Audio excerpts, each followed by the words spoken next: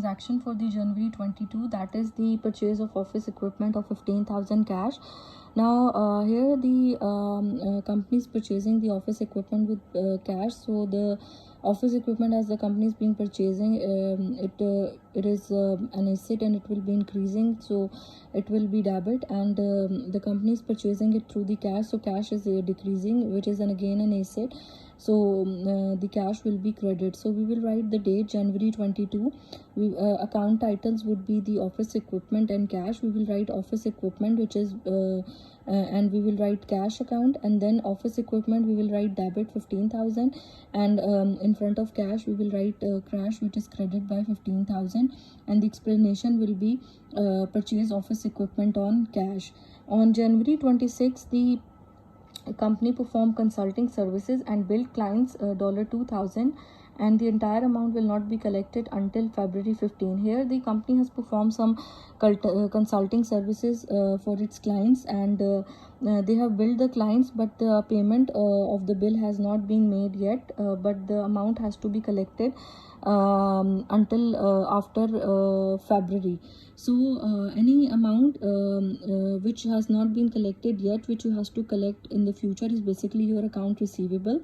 As you all know that the revenue account, as we have studied into the accounting rules, that revenue account is always credit, and the contra account, which is basically account receivable, it will be debit, because account receivable are basically over asset, and any increase in the asset is always debit. So account receivable, we will pose the transaction like this. We will write January 26.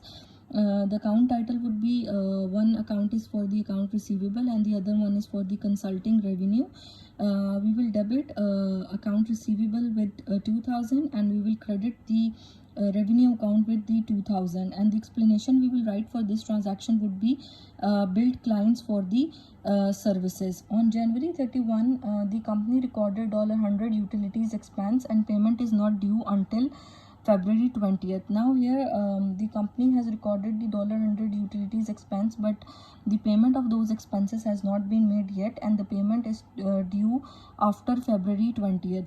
So as you all know that the expense account is always debit, and as the payment of the utilities expense has not been made, and it has to be made in the after the month of February, so it means that the liability has been generated, which is basically our accounts payable, that we have to pay the amount of those expenses later on. So account payable has been generated.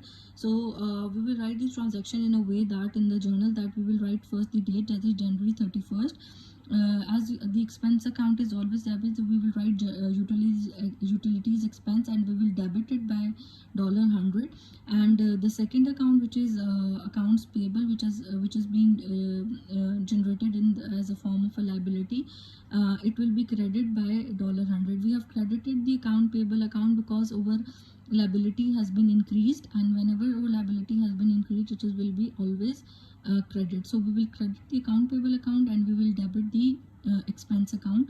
And the explanation of this transaction we will write would be the record of January utilities expense.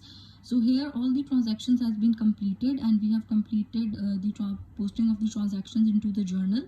Now the basic thing which you have to keep in mind is that you have to follow the format of the journal whenever you are posting the transactions. And second thing that you keep into mind is that you have to post the debit transaction first, and then you have to post the credit transaction, and then you have to write the brief explanation of the transaction that you have been posted into the journal. So these are basically the few things that you have to keep in mind while posting the transactions into the journal. And once the transactions are being completely posted into the journal, they are being carried forward, and then they are being posted into the ledger. Now we will see that how we have to post the transactions from the journal to the ledger accounts.